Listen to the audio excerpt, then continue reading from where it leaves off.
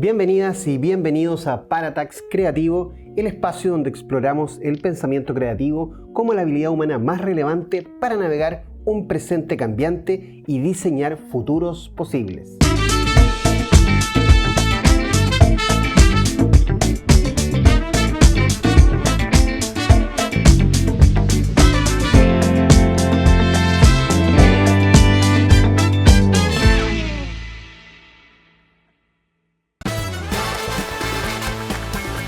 Pressed.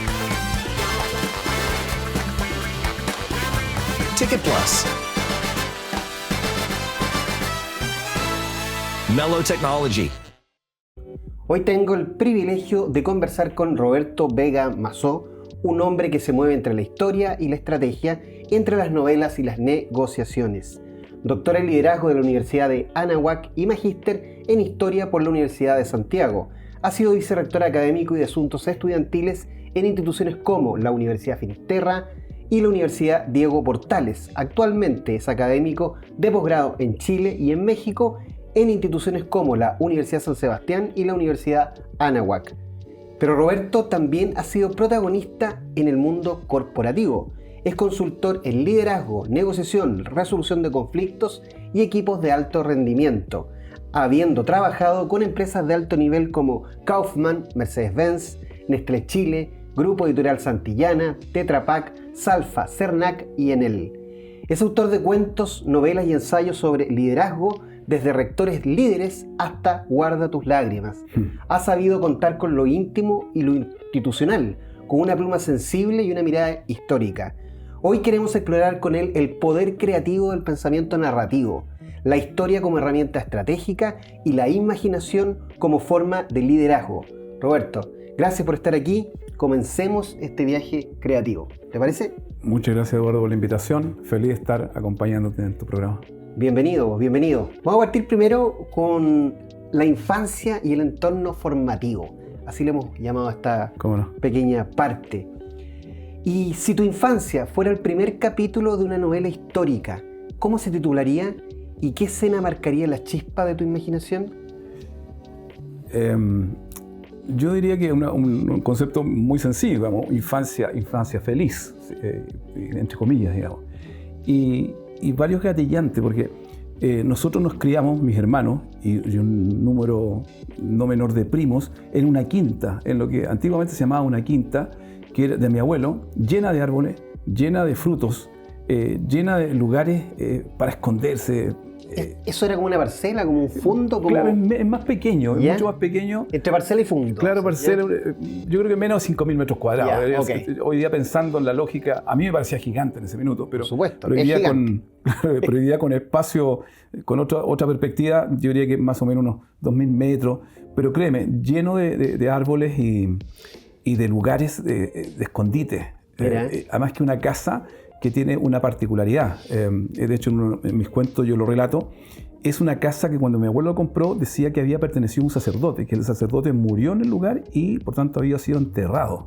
Entonces uno de los desafíos para el miedo, superar el miedo, era salir de noche a la quinta, a caminar y encontrarse con el cura que paseaba por el lugar, digamos. Ahora lo increíble es que yo al cura lo vi.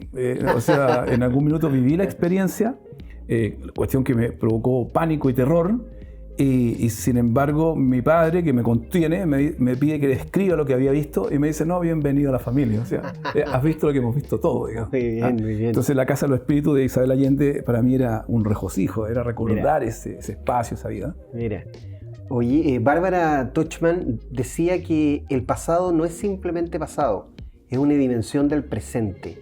¿Qué narrativas familiares o escolares definieron tu sensibilidad intelectual desde pequeño? El tema, yo fui un niño en la edad más temprana muy enfermizo.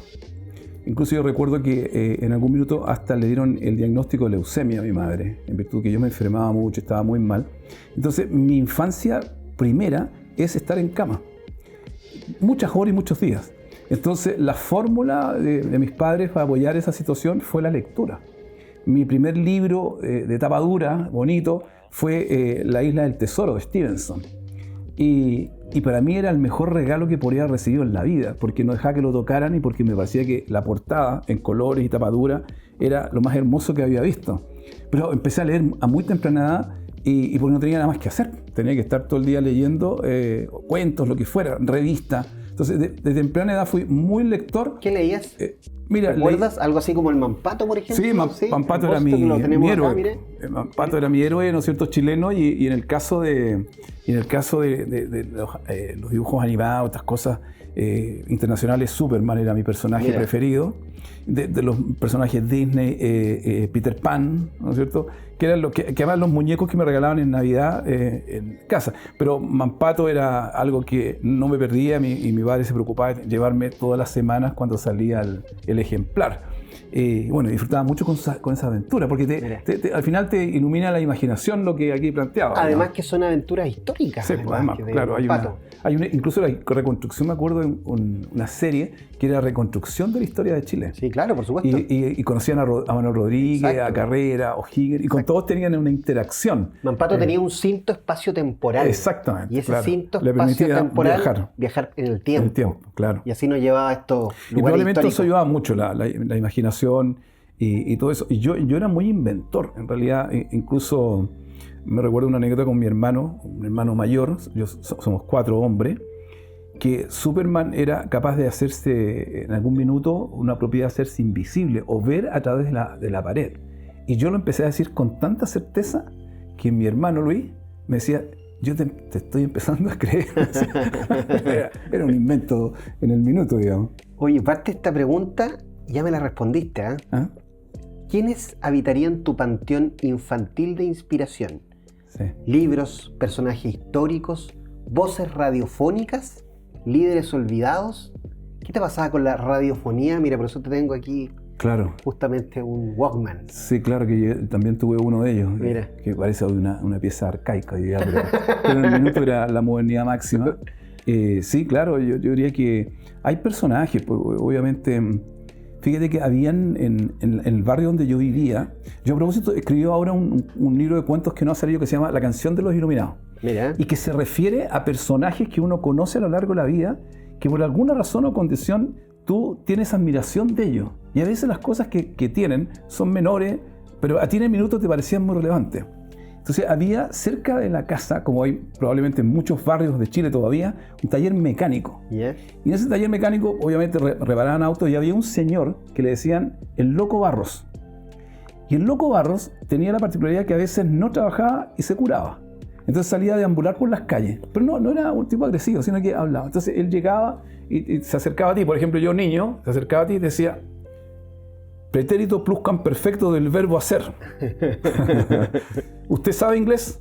No, le voy a enseñar los verbos. Y se sentaba al lado tuyo y te enseñaba los verbos. Un tipo muy especial. Yo creo que alguien que estudió, que algo pasó en su vida, que terminó en ese taller mecánico, pero muy culto. Él era capaz de repente de hablar de filosofía, que en ese momento a uno no le hacía sentido, pero después recordando: oye, el Loco Barro hablaba de esto. O sea, era un lector.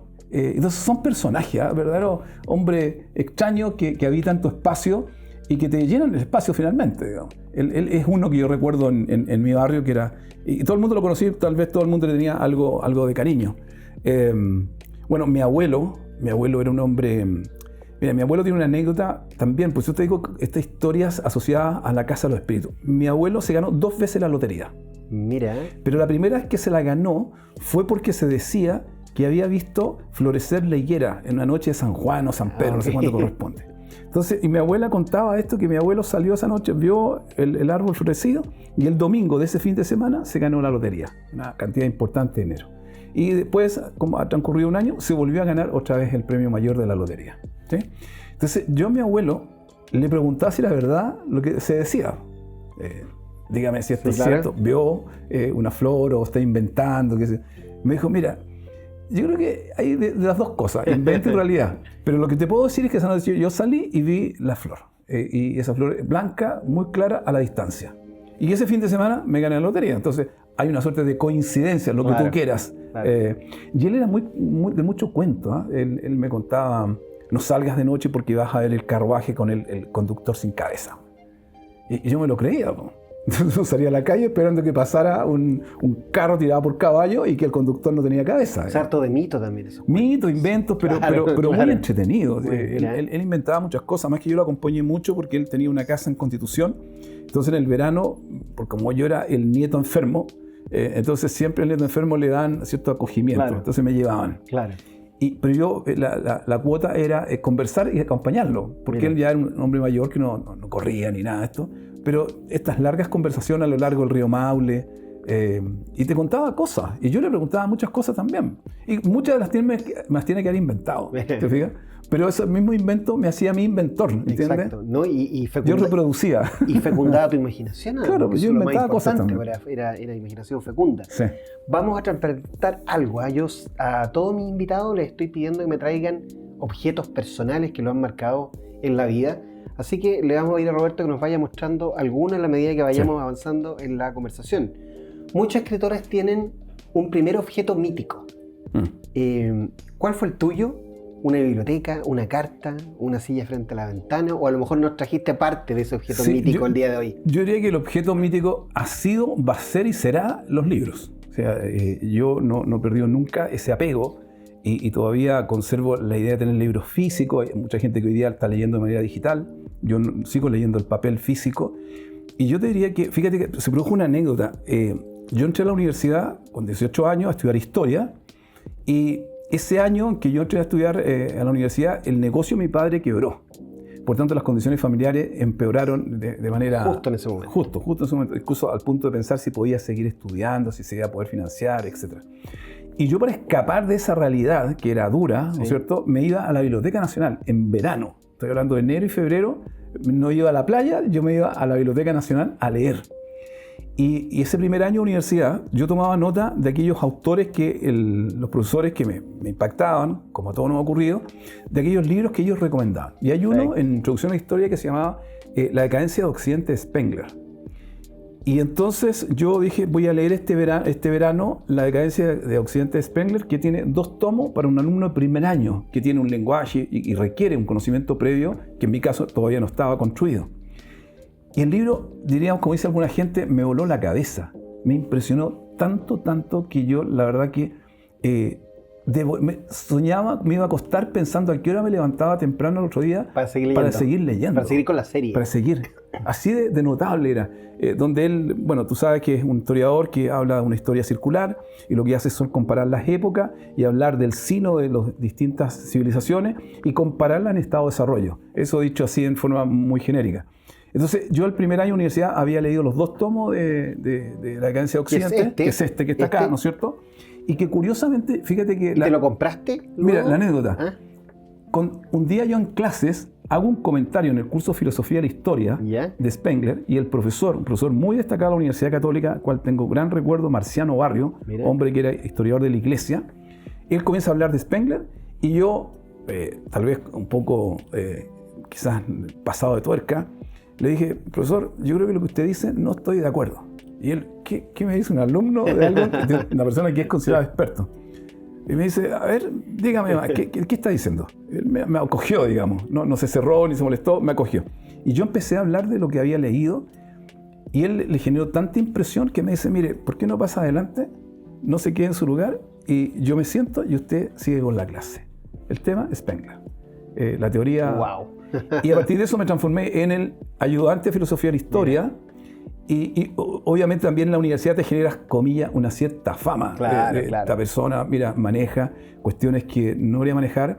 Y yo, en paralelo, ya estaba leyendo a Arnold Toynbee. Y ya había leído 2 o 3 libros de la historia de su famosa producción, 21 ejemplares, 21 tomos. Yo ya había leído 3 de los tomos de Toynbee, también en veranos. El ser ayudante no es menor, ¿eh? El primer paso para convertirse en profesor. Claro, por eso mucha gente anunciaba que yo iba a quedarme trabajando en la universidad, porque era ayudante en cátedras difíciles, con profesores más o menos prestigiosos que curiosamente me daban el espacio. Entonces, los libros han sido como la puerta de entrada, que hoy día que se usan estos espacios para cuando uno entra a un lugar y pone, ¿no es cierto?, un código QR. Mi código QR han sido siempre, a lo largo de mi vida, los libros. ¿Te fijas? Y eso porque tenía una pasión por la lectura y saber de todo. O sea, si alguien me dice algo todavía, ya estando mayor y viejo, me dice algo que no sé, créeme que terminar la conversación lo voy a buscar, digamos. En algo nos parecemos, Roberto, en algo nos parecemos. Mira, también en este podcast para Tax Creativo tenemos esta maravillosa pantalla Samsung eBoard bajo el gentil auspicio de don Milo Technology, y vamos a convertirla en pizarra en este momento, en tiempo real. La vamos a convertir en una pizarra. Y aquí yo tengo marcado algo ya. Yo tengo una obsesión con el tiempo. Siempre cuando hablo del tiempo me acuerdo de Pau Donés, que en paz descanse, el cantante de Jarabe de Palo, el frontman de Jarabe de Palo. Y Pau Donés tiene una canción que se llama El Tiempo, y hay una frase muy linda que dice: tiempo, curioso elemento el tiempo. Un beso dura lo que dura un beso. Curioso elemento el tiempo. Y va repitiendo esta frase y la va asociando a ciertos momentos de la vida, que tienen que ver con cuánto dura el presente, cuánto esperamos del futuro y la importancia del pasado y la importancia de la historia. Por eso estás invitado el día de hoy aquí. Y obviamente esto es marcado por un libro. Entonces me gustaría que esta pregunta la respondieras con una frase, con una palabra, con un número, con un dibujo, lo que te venga a la cabeza. Veamos cómo funciona este experimento. Si volvieras a encontrarte con el niño que fuiste, hacer pasadología, entendiendo niñez bajo los 10 años, niño, ¿y qué conversación tendrías con él sobre la creatividad, el riesgo y el lenguaje? Fíjate que se me ocurre una frase, ¿ah? Vamos, con toda confianza.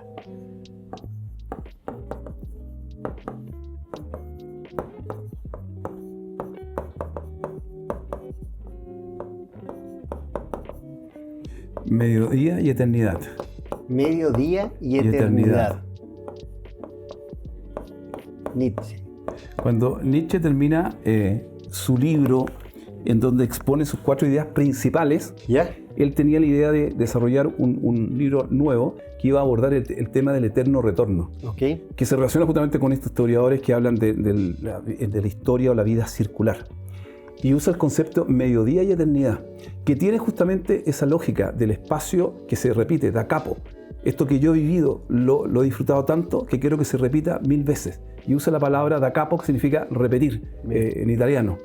Y él habla de mediodía y eternidad porque quiere que ese espacio, ese momento, ¿cierto?, esté en el cenit, cuando el sol está en el cenit, en la parte más alta, y por tanto se produce el mayor espacio de iluminación del lugar. Y que ese espacio, ese momento, el tiempo que lo logro detener, se transforme en un espacio eterno.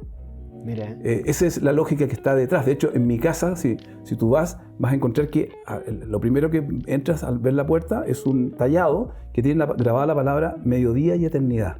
Mira. Que en el fondo es, otra vez, el lugar más alto y eterno. ¿Qué es eso? Construir la familia, tener un espacio de felicidad. Exactamente, eso que estás haciendo ahí, los rayos apuntan. Cuando el sol está ahí en el lugar más alto, ¿cierto? Mediodía, se ilumina todo el espacio.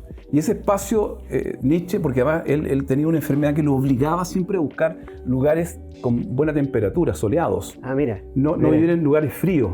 Entonces él hablaba. Tenía sífilis. Tenía una sífilis que trataba con algunas drogas que simplemente le calmaban el dolor. No lo sanaban, pero le calmaban su dolor. Entonces, la temperatura alta hacía que él estuviera en mejor condición y es cuando es más productivo. Sils María, todos esos lugares que él visitaba eran la época de verano. Entonces, empezaba el verano en un lugar y se trasladaba.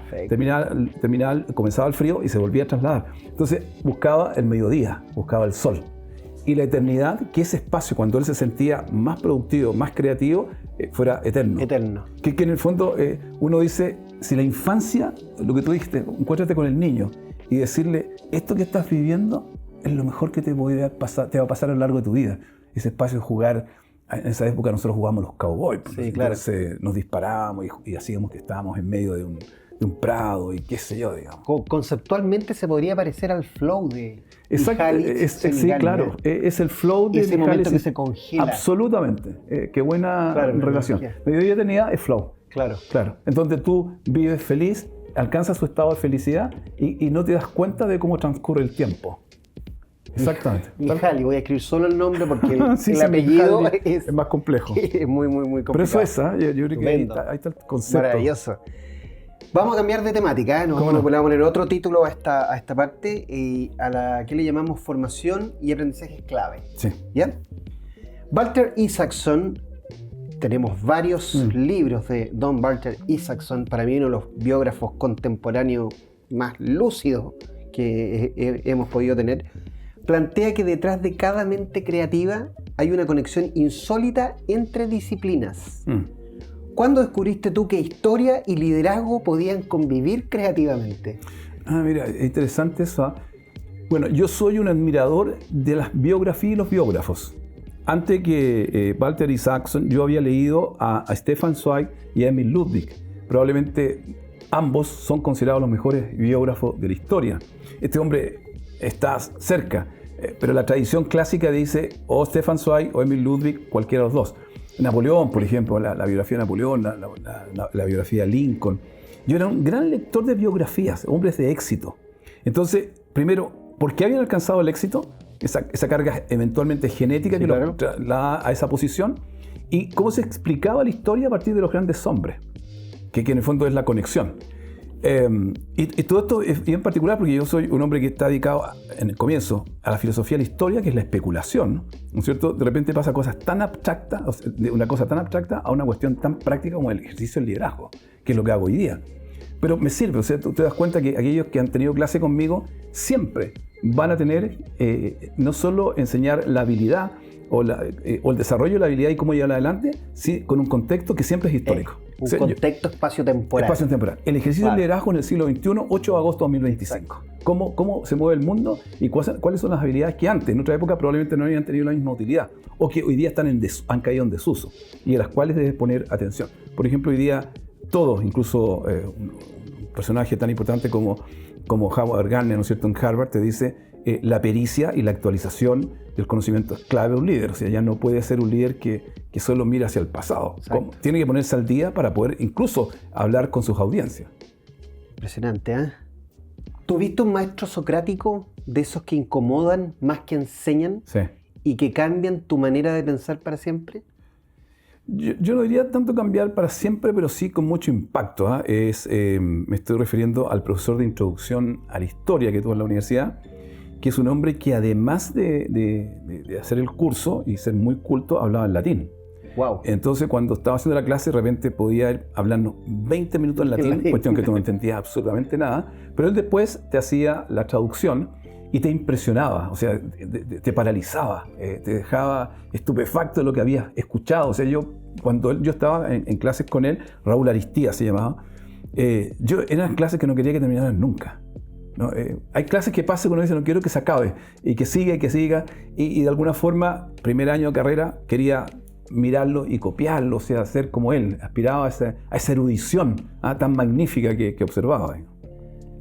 Como historiador, ¿cuál fue tu primer cruce de cables creativo, esa conexión inesperada entre una batalla del pasado y un problema del presente? Mira, yo en una oportunidad desarrollé, se me ocurre al tiro cuando tú me respondes, sí, me aparecen algunas ideas, me hacen clic.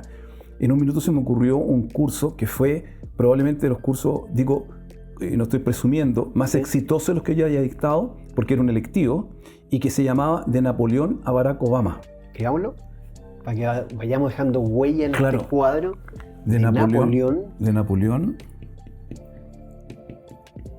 Mira, qué cruce de cables. Sí. Entonces, a los alumnos, tú entenderás que el solo hecho que apareciera esto hacía que tomaran el curso. Ese curso yo debo haber tenido ese semestre poco más de 100 alumnos, 150 alumnos. Wow. En un auditorio. Y que además, lo particular, bueno, tú me conoces, yo no quiero presumir en esto, pero no pasaba lista y la sala estaba llena. A veces llegaba gente que algún alumno le contaba y le decía, mira, en la próxima clase nos toca ver, no sé, a un personaje X.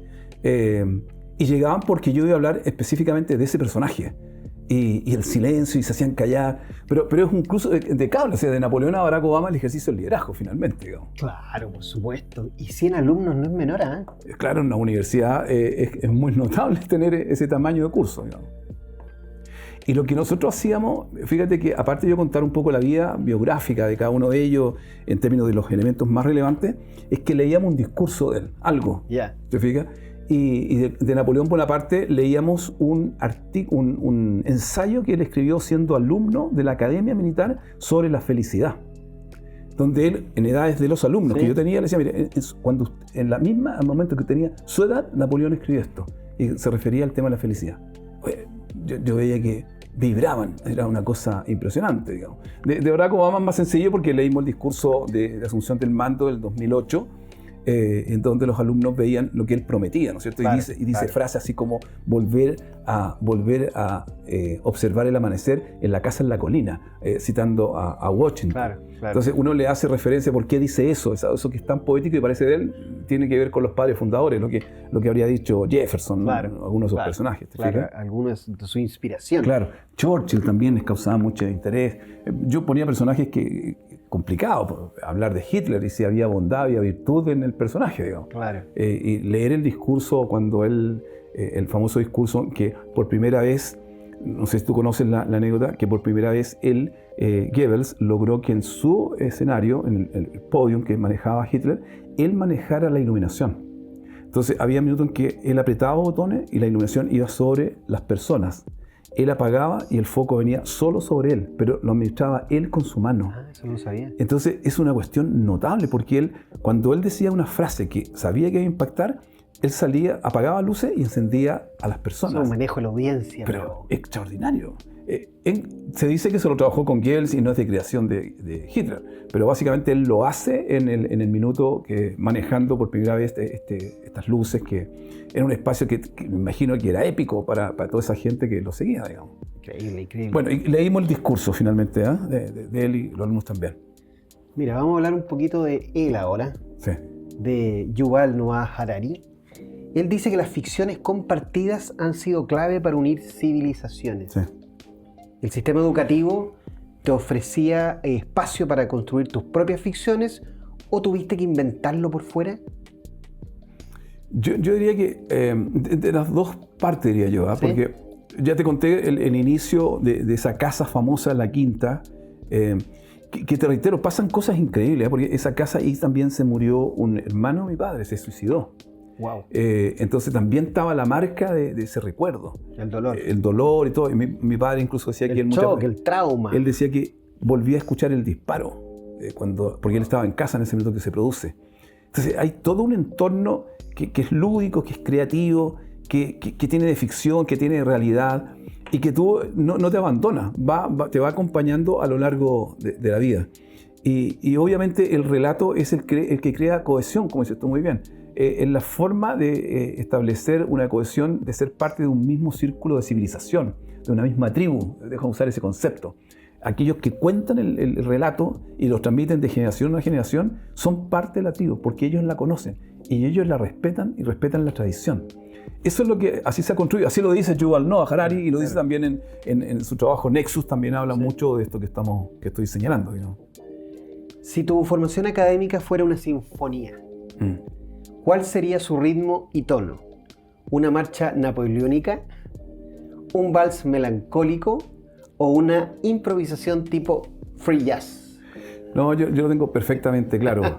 Tannhäuser, la obra de una obra famosa, que es un personaje que fue muy cercano a Nietzsche y que también, estas cosas, como te decía, así como Spengler me voló la cabeza desde el punto de vista de la capacidad intelectual y la erudición de juntar cosas que parecen que no tienen ninguna conexión, en este caso Tannhäuser también va avanzando en una suerte de desarrollo. Yo diría, a ver, más sencillo, si yo tuviera que decir, si yo hubiera querido escribir mi vida de lo que iba a pasar, no hay ninguna posibilidad de haber acertado. Todo lo que ha pasado estaba fuera de toda posibilidad o norma. Y eso es fantástico, porque ahí uno aprende ya a una edad más adulta que la vida uno no la escribe completamente. Sí, van pasando cosas que te van haciendo variaciones. Alguien que quería ser filósofo de la historia termina enseñando negociación en empresas a personas que tienen formaciones disciplinarias muy distintas a la tuya, al punto que te dicen, bueno, tú eres abogado, tú eres ingeniero civil, mira, soy profesor de historia. Como que, vaya, ¿cómo llegaste a esta posición? Pero hablas como abogado, hablas como ingeniero comercial, hablas como experto en negocio, digamos. Bueno, fíjate en mi caso, yo creo que nunca imaginé que como diseñador iba a terminar haciendo clases en escuelas de negocio. Claro. Y fue el mercado el que me fue Claro, llevando te lleva. a ese contexto, algo que uno no lo tenía tan nítido. Te pedí unos objetos Sí. y nos trajiste una cruz Sí. acá, que debe tener un símbolo. Claro. Pero antes Sí. que nos cuentes de esa cruz, nos vamos a ir a una pequeña pausa publicitaria y volvemos. Pressed. Ticket Plus. Mellow Technology. Muchísimas gracias a Frest, Ticket Plus y Milo Technology por estar con nosotros y creer en Paratax Creativo. Y nos quedamos con la duda, Sí. Roberto, ¿por qué la cruz? Yo traje la cruz, que en este caso la famosa cruz de San Francisco de Asís, la que tengo acá, la que tenía más a mano, pero básicamente más que la cruz y esta imagen tiene que ver con el tema religioso. Porque yo estuve en un colegio salesiano, fui de niño, diría, muy creyente, estando en un séptimo, octavo año básico, también pensé que podía ser sacerdote, que a mi mamá la puso muy contenta, a mi padre no tanto, y sin embargo después no se dio. Pero sin embargo yo siento que la fe ha sido parte clave en el desarrollo de mi vida. O sea, para mí la no presencia de Dios, de Jesús, es imposible entender esta situación. De contención, si tú quieres, de rezo. Yo soy de rezo diario. Estas cosas no las cuento porque a veces hay gente que te mira un poco extraño, digamos, porque hay gente que hoy día el ateísmo... yo estudié a Nietzsche, hice mi tesis en Nietzsche, imagínate qué curiosidad. Porque siendo tan creyente, mi tesis de grado de historia es sobre el pensamiento de Nietzsche. Nietzsche y su concepto del hombre. Claro. Nietzsche es el mayor ateo que conoció la historia. De hecho, el profesor que me tomó me dice, ¿cómo anda su fe? Me dice, porque si su fe anda frágil, créame que Nietzsche lo va a dar vuelta. Lo va a destruir. Lo va a destruir, si lo poco que le queda. Pero yo mantuve la fe, ¿te das cuenta? Entonces, es muy interesante. Y la obra de Nietzsche hace cuestionarse también a uno respecto del tema de la genealogía de la moral, por ejemplo, cómo se construye el pensamiento religioso. ¿Y la tiene hace cuántos años? Esta muchos años, ya está, yo creo que un viaje que hicimos con mi esposa a Europa, la compré, y la verdad que tengo en un mueble, hay distintas cruces de distintos lugares y formas y modos, etc. Entonces, pero tomo esta porque yo siempre, esta me acompañaba en el auto, yo la tenía en el auto, siempre, entonces la imagen siempre me acompaña, ¿te fijas? Y si te mostraron un colgante también ando con una cruz, ¿no es cierto? Tengo al Padre Pío, soy devoto al Padre Pío. Con mi esposa alguna vez nos propusimos ir al lugar donde nació el Padre Pío y donde él hizo toda su vida religiosa, y es como un sueño, o sea, haber podido lograr aquello. Un lugar que no tiene nada desde el punto de vista turístico precioso, pero está la figura, está el cuerpo todavía del Padre Pío. Entonces, por eso quise traer la imagen, porque para mí la religión y la fe es fundante en mi vida. Sin ella no explicaría muchas cosas, digamos. Gracias por compartirlo con nosotros. A esta parte le llamamos trayectoria profesional, en una época donde aprender es diseñar una arquitectura viva. ¿Cómo estructuras tu propio proceso de aprendizaje continuo hoy, en estos tiempos? Sí. Mira, lo primero yo diría que es una cuestión bastante básica. Yo tengo un plan de lectura anual.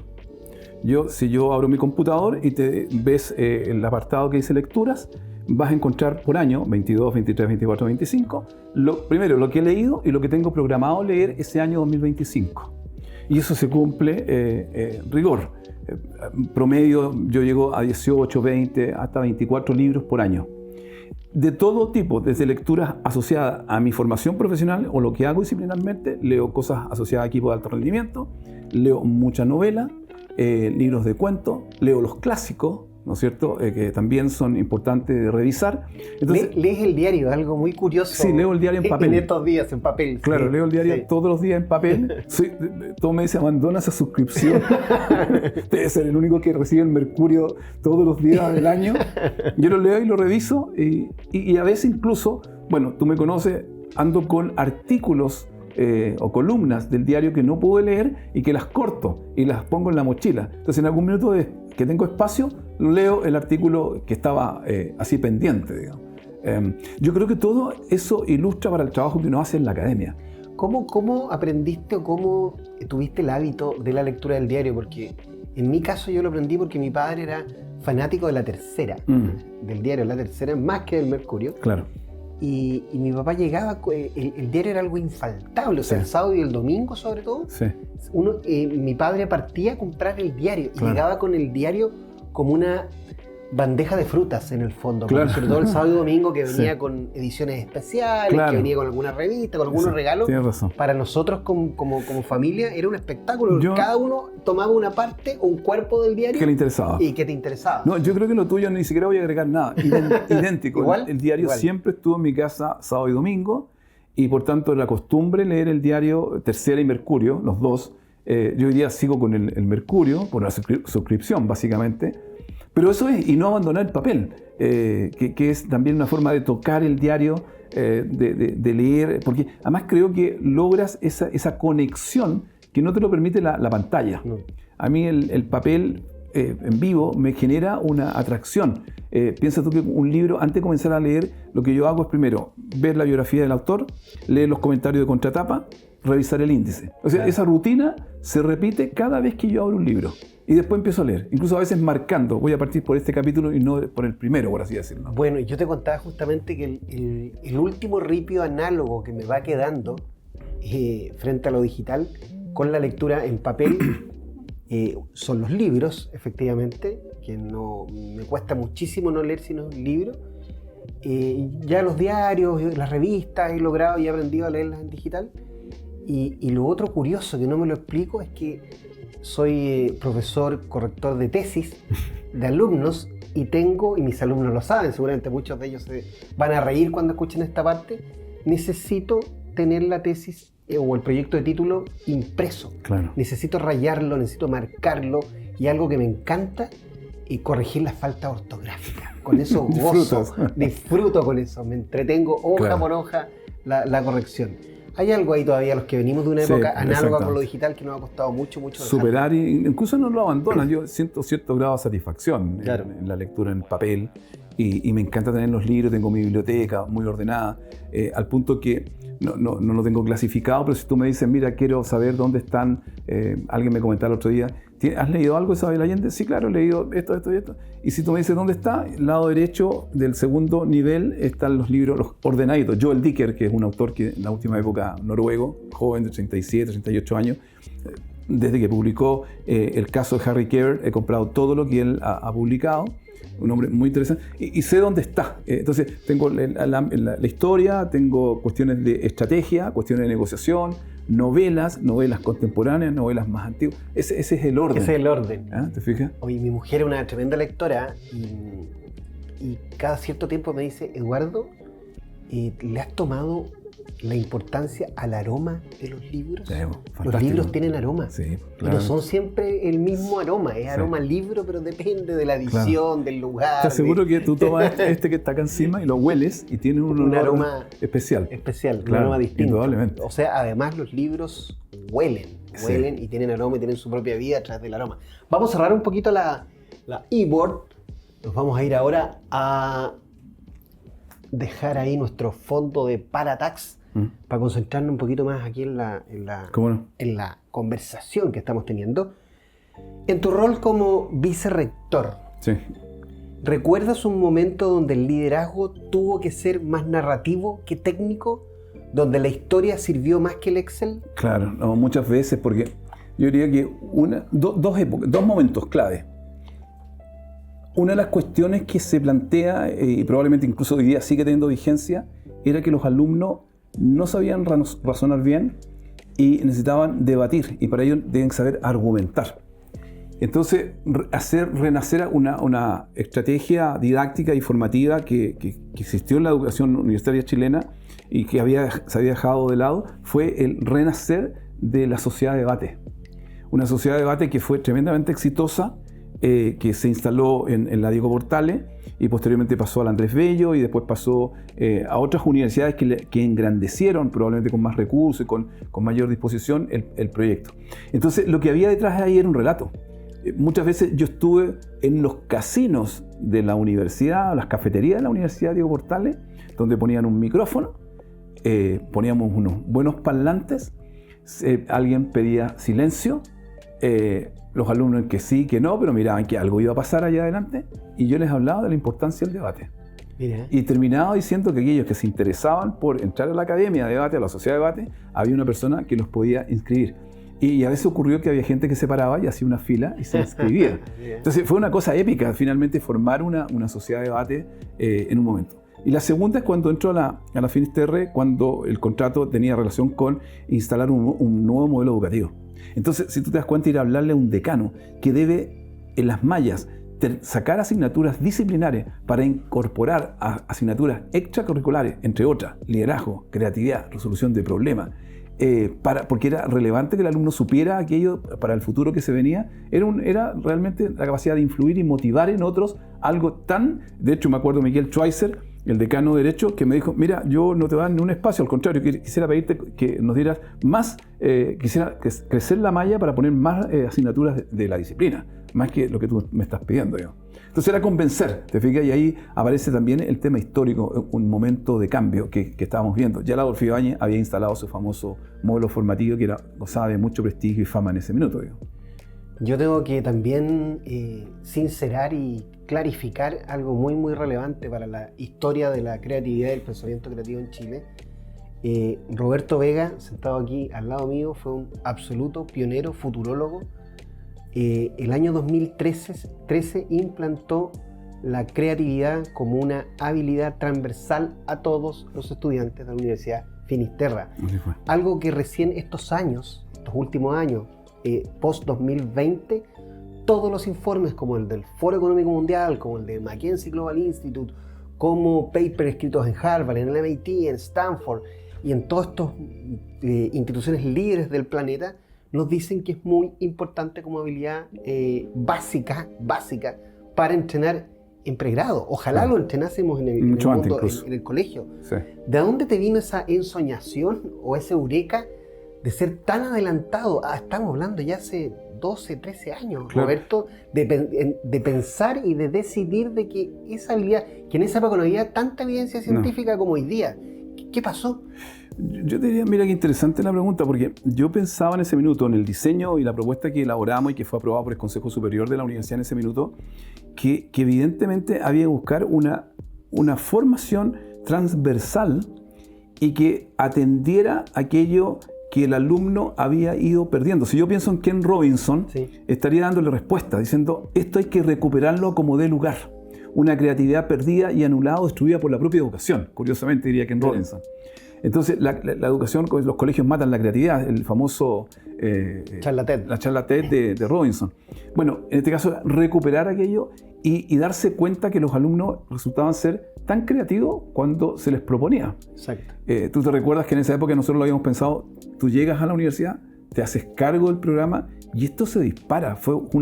Lo mío podría haber sido una zona de implosión y cuando tú instalas ya el centro de creatividad se transforma en una zona de explosión. En donde prácticamente nadie deja de hablar.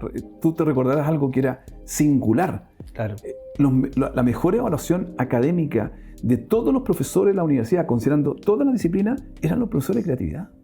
O sea, los alumnos de la universidad, que era transversal y por tanto era muy masiva la evaluación, indicaban que eran los mejores profesores de la universidad. O sea, aquellos que más impacto le estaban provocando en su proceso formativo. Claro, teniendo el transversal súper importante para la audiencia. El transversal es...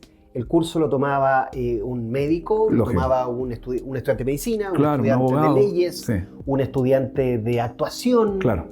Transversal. De literatura, de teatro, claro. Todos tomaban la asignatura y a veces tenía uno la feliz coincidencia que los alumnos, el curso era diverso, o sea, no eran solo de una pura área disciplinar.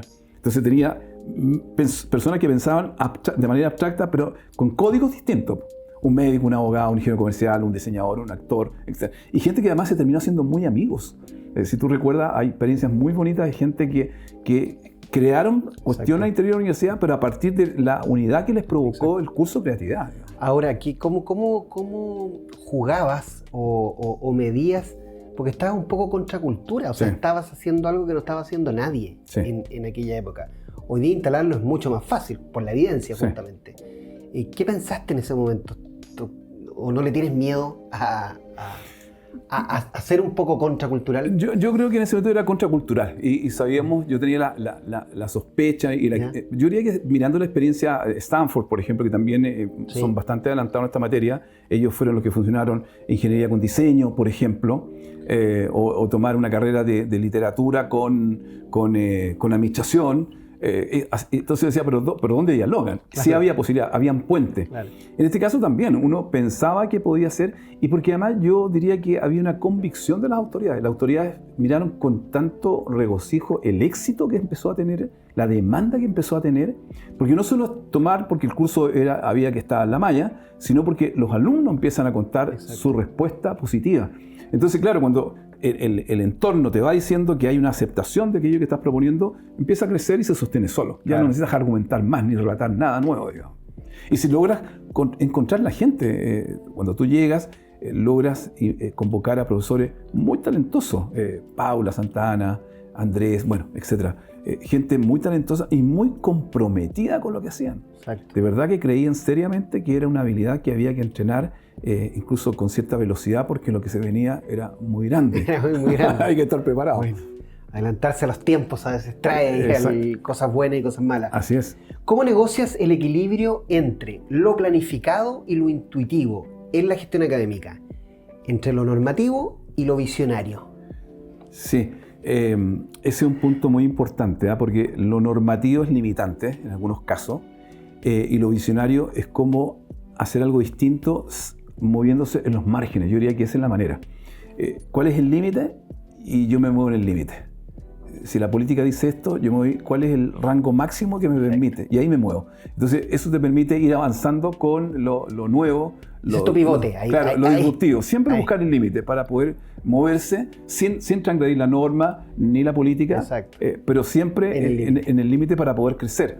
Y afortunadamente las veces que ha ocurrido siempre ha sido muy exitoso. Por tanto, uno cuando algo replica el éxito, por así decirlo, si las cosas te funcionaron, te puedes funcionar nuevamente bien, digamos. Y con gente talentosa. Yo en eso soy muy cuidadoso. Yo no soy una persona absolutamente normal y no presumo de nada. Y yo creo que la clave del éxito de mi trabajo académico como vicerrector o las posiciones que he tenido solo ha sido gracias al equipo. He tenido gente al lado extraordinaria.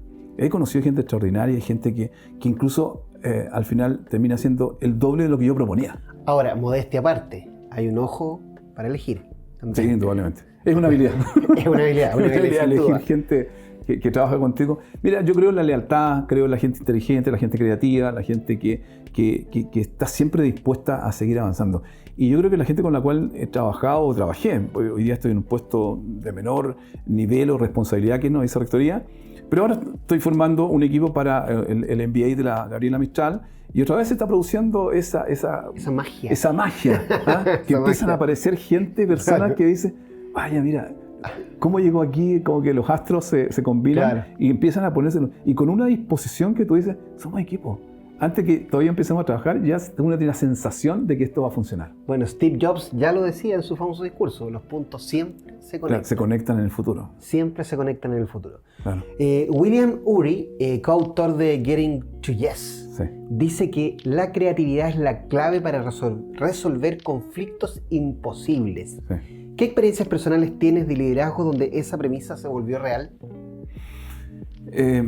Mira, yo te diría, bueno, básicamente el tema del modelo formativo de la Finisterre tiene algo de eso, ¿verdad? Porque hay creatividad de por medio, hay una apuesta muy importante, lo que parece imposible, si era posible, y créeme, yo en este minuto estamos viviendo, si tú quieres, juntos, un desafío, levantar el mejor MBA del sistema universitario de nivel medio. Uno no es honesto, no compite con la Adolfo Ibáñez, con los Andes, con otras universidades más grandes, pero créeme que nosotros vamos a tener un MBA que va a dar que hablar, tanto por la calidad de los profesores, tanto por lo que somos capaces de producir. Entonces ahí otra vez se vuelve a encender la llama, por así decirlo. Cuando se apagaba, vuelve a encenderse y ahí estamos otra vez felices de estar cabalgando de nuevo, digamos. Y soñando y construyendo cosas y haciendo cosas y dejando evidencia, que es súper importante. Sí, lógico. Dejando contenidos. Un creativo es la persona que es capaz de dejar contenidos en este planeta y cuando se marche va a haber hecho una pequeña obra, un contenido que aporta impacto social positivo, como siempre me gusta decirlo. Contenidos que ayudan, que aportan, que ayudan a la felicidad, que hace bien. Sí. No es malo hablar de hacer el bien. Vamos a hablar de creatividad y liderazgo ahora. Liderazgo es una de tus especialidades. Sí. Marcelino Garay propone que el verdadero liderazgo creativo consiste en generar el contexto para que otros tengan ideas. ¿Cómo creas esos contextos en la universidad, en la empresa o en el aula? Algo ya había aparecido. Sí, claro, en esta conversación. Algo he dicho sobre eso, porque cuando uno plantea una idea, a veces es puro contexto. Y el relleno y el contenido lo dan las personas que colaboran contigo. Entonces, incluso hasta te llegas a convencer que el contenido que creó otro es tuyo. O sea, a ese nivel. Pero si eres honesto y dices, yo solo di líneas gruesas de aquello que queríamos hacer, pero fueron otros los que fueron alimentando con información para darle el contenido que finalmente da una forma rica, interesante, que da frutos, efectivamente. Pero es el equipo, otra vez, digo. Hablemos un poquito de cine. Sí, encantado. Estamos, creatividad y liderazgo.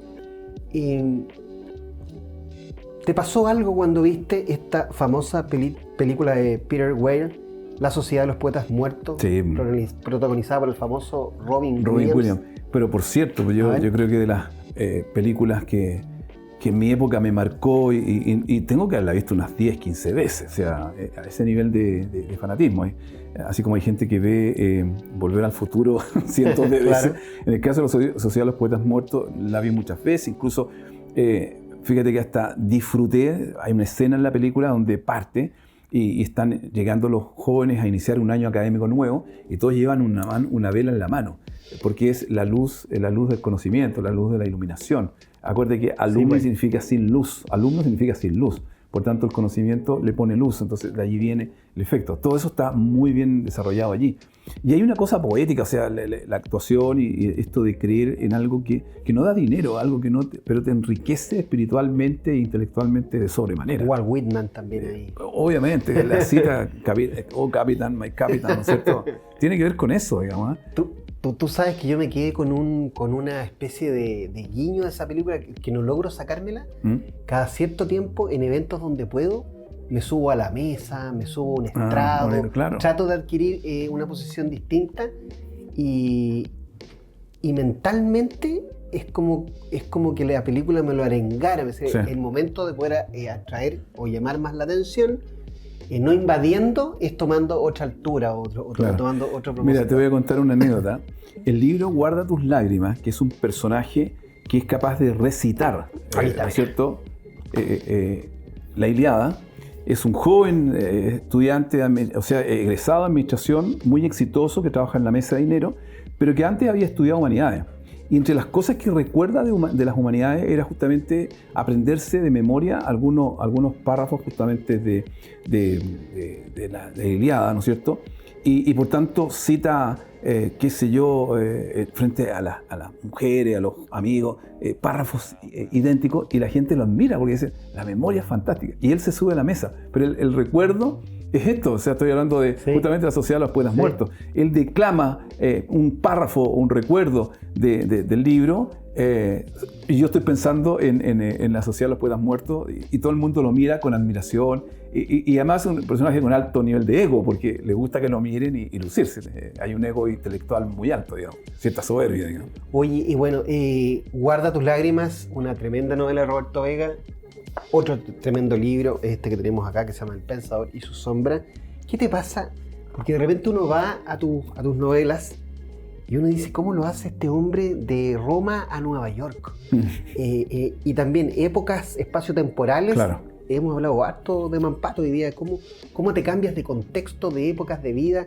Me imagino que es por el tema historiador, pero ¿de dónde viene tu inspiración y por qué estás tan conectado a lo mejor con Italia? Y de repente pasas a conectarte con una cultura más de Netflix, más de serie, como podría ser tu última novela. ¿Qué pasa en tu cabeza? Eso queremos saber. Porque... Sí, mira, a ver, yo voy a decir algo también con mucha honestidad. Yo un lector fanático, y siempre tuve la sensación de que no podía escribir. O sea, que casi esa frustración. Autolímite. Claro, un límite. Es decir, yo no puedo escribir y de la forma que lo hacen otros. Bueno, y fíjate que en pandemia todos estuvimos en casa y en algún momento se me ocurre, estaba leyendo justamente la biografía de Da Vinci. Mira.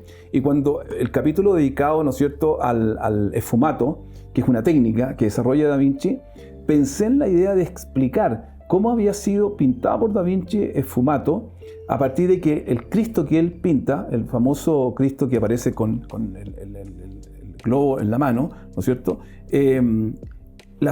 cuando Da Vinci elige al personaje al cual va a pintar, era el verdadero Cristo que se le aparece y le sirve de modelo cuando lo pinta. O sea, esa es la historia, ese es lo que estaba en mi cabeza. Y lo escribí. ¿Ya? Y se lo pasé a mi esposa, y las esposas en general son cariñosas, y te dicen, no, está bueno, está interesante. ¿Sí? Pero claro, con cierta vergüenza, qué sé yo. Entonces dije yo, bueno, en esto no hay nada que perder, y le hablo a un gran dramaturgo y amigo, que es Marco Antonio Laparra, y le paso el trabajo. Y le digo, mira, Marco Antonio, hice este trabajo, mira, si hay que tirarlo a la basura, yo mismo te ayudo a llevarlo, no pasa nada. Pero míralo porque yo encuentro que hay algo interesante, qué sé yo. Bueno, y como a los 4 días me llama Marco Antonio y me dice, Roberto, juntémonos.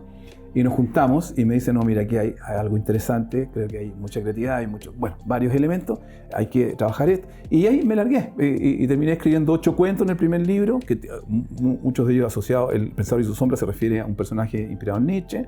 Y otros cuentos que van rotando desde cosas familiares, en Nueva York, en pandemia. ¿Te fijas? Valparaíso, la página en blanco, el escritor que dice, no tengo ninguna idea si va a Valparaíso, una pensión, un hotel. ¿Pero qué pasa en tu cabeza que te saltas de espacio-temporalmente de lugares? Claro, te juro no sabría explicarlo, ¿eh? Pero pasan cosas... Es muy curioso. Sí. Fíjate que Giordano Bruno, que es el nuevo... Por eso yo muchas veces te he dicho, esto se podría traspasar a un guión de Netflix. Y una temporada podría ser una serie que ocurre en distintos lugares, claro, pero con la misma mano, con la misma línea. Es algo muy interesante. Claro, ahí hay un hilo conductor, sí. Eso no cabe duda. En el último, que se llama La canción de los iluminados, yo siempre admiré a Giordano Bruno, pero su obra la leí siempre en resúmenes. Y un verano decidí no comprar, sino que imprimí en PDF uno de sus trabajos, lo leo y digo, voy a escribir un cuento sobre Giordano. Y además que recordaba que estando en Italia, la primera vez que fui a Italia, hay un lugar que se llama Campo di Fiore, que es donde fue el quemado finalmente. Incluso hay una estatua que está toda sucia por las palomas, digamos. Uso la palabra sucia por ser correcto, digamos. Pero básicamente dije, mirá lo que terminó Giordano Bruno, allí casi de soporte de las palomas. Un hombre tan inteligente, tan brillante, qué sé yo. Entonces hay un recuerdo y una admiración. Y con ello hago el cuento referido a esto.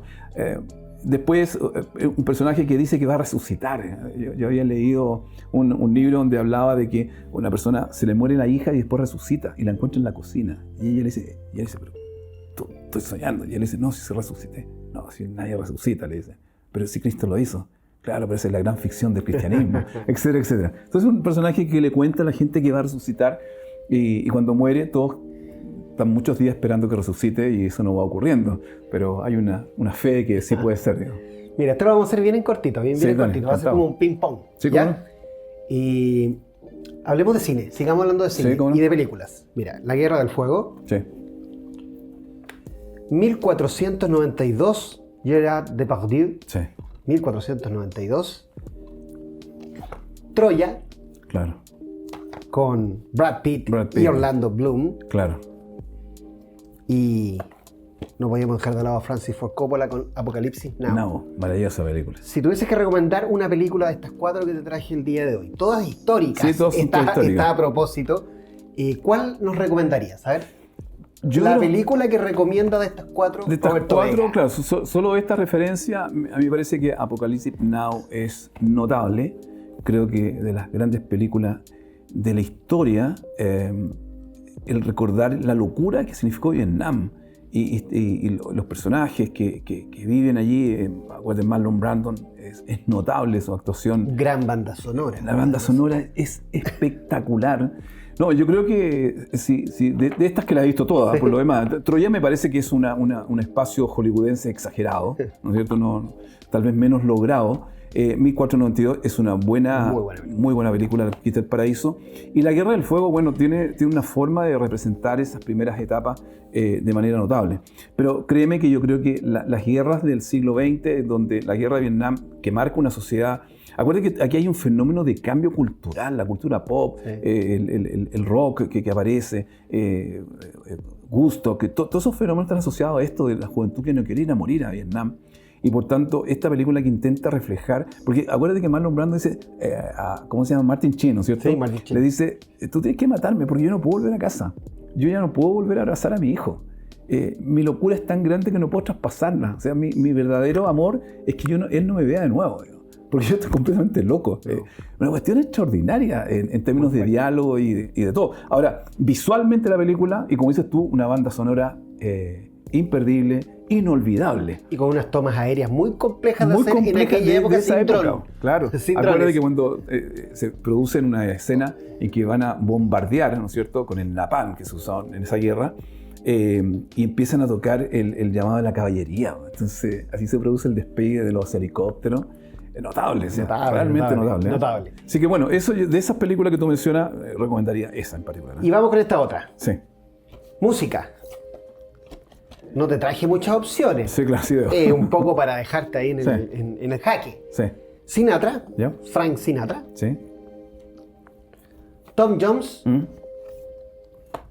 Phil Collins. o Phil Collins. A ver, ¿qué nos recomienda Sí. Roberto Vega de esta micro preselección que te trae?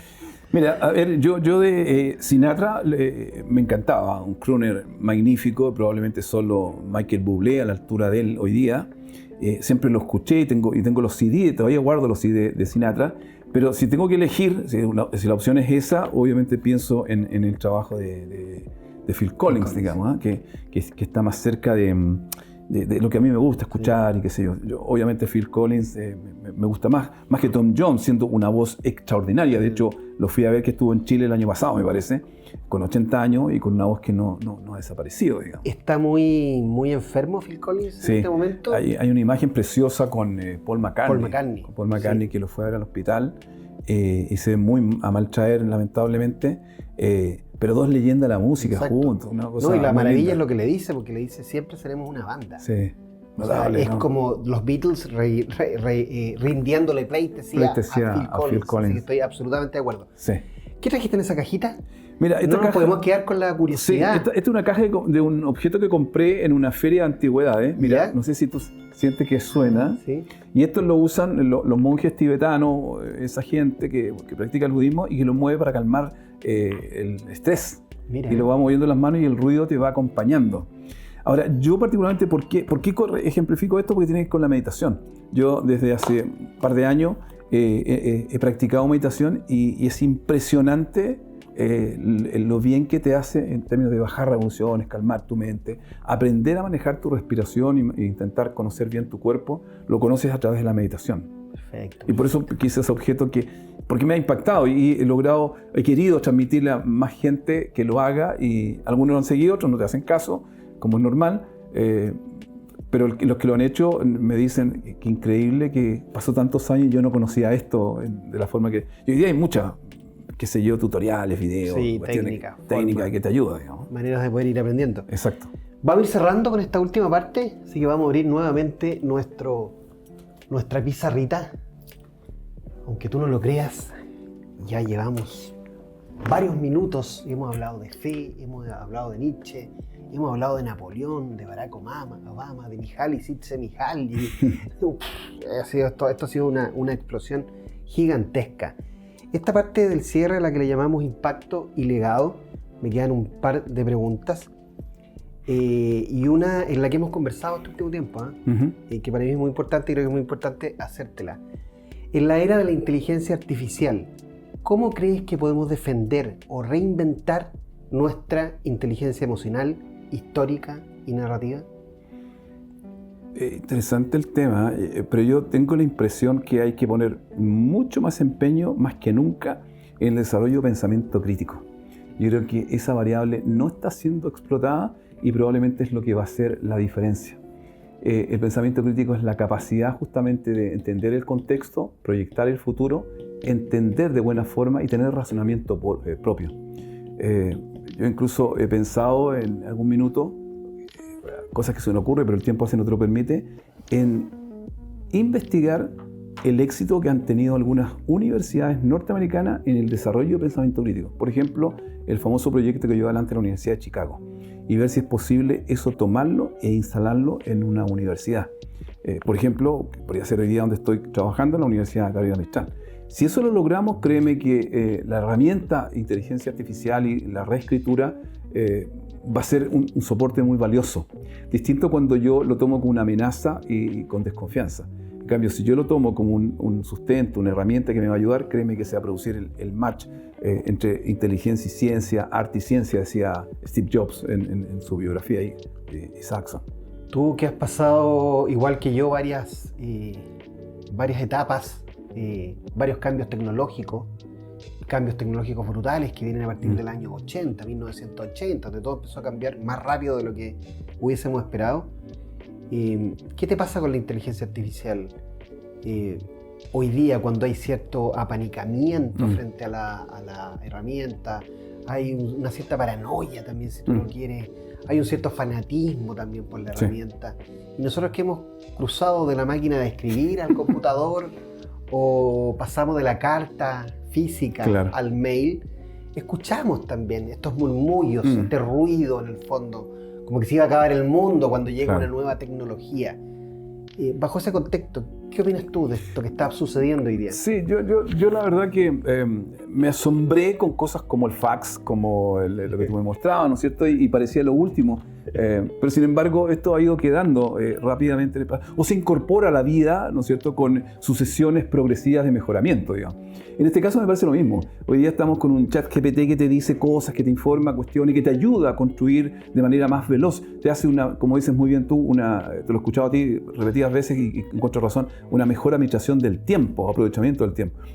Y yo creo que eso va a ir ocurriendo y va a ayudar, para mi gusto, en áreas que son específicas. La medicina. A mí me parece que la robótica e inteligencia artificial combinada en favor de la salud del ser humano va a ser algo extraordinario y va a permitir una mejor calidad de vida. No digo alargar la vida en términos de vivir más años, que puede ser, pero no creo que sea el objetivo final, sino que enfermedades que hoy día el hombre no ha logrado sanar, sí van a poder ver la luz muy pronto, muy cercano, más cercano de lo que nosotros pensamos.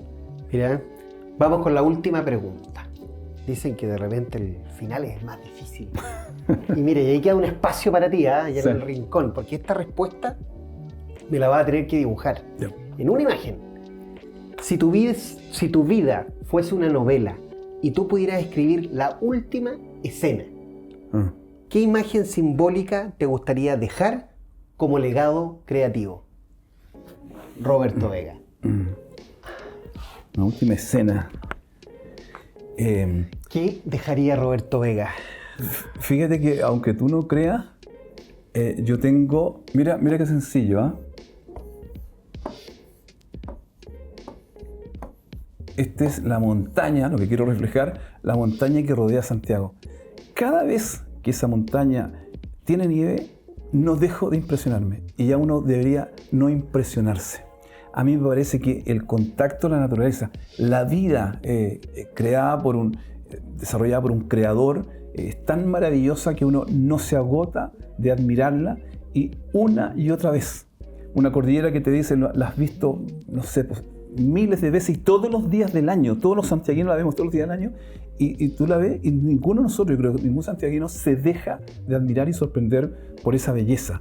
Entonces me parece que el apego a la naturaleza, el volver al hecho natural es probablemente el mejor recuerdo de la vida que le ha tocado a uno vivir, digamos. Mira, te cuento una anécdota que seguramente la va a escuchar mi madre.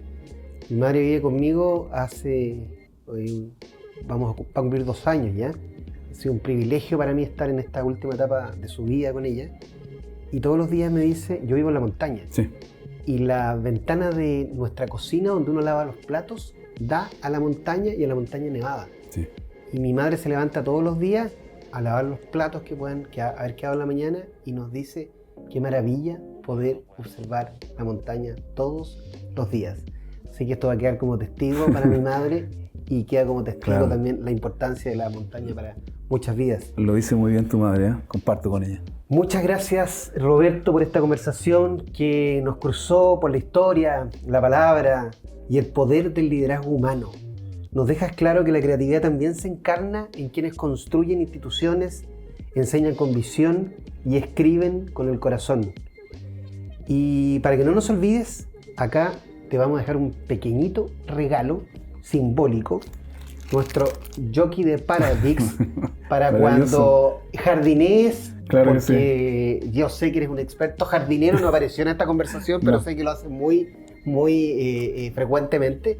Te cuides Muchas gracias. del sol, que es muy importante No, un agrado. cubrirte. Y obviamente el pin de Paradix, para que también sea Maravilloso. parte de tus recuerdos y de lo Muchas gracias. que viviste en esta instancia con nosotros. No, gracias por la invitación. He disfrutado mucho la conversación. Hacer recuerdo de cosas que uno no conversa cotidianamente. Así que, Eduardo, agradecido de ti, de siempre tu calidad humana, que tú sabes que yo la admiro de sobremanera, digamos. Y nos dejaste una imagen gráfica acá. Al cierre también siempre firmamos nuestra pantalla. Y gracias por acompañarnos en Paratax Creativo, donde la imaginación no es un adorno, sino una forma de pensar. Nos vemos en el próximo episodio. Hasta la próxima.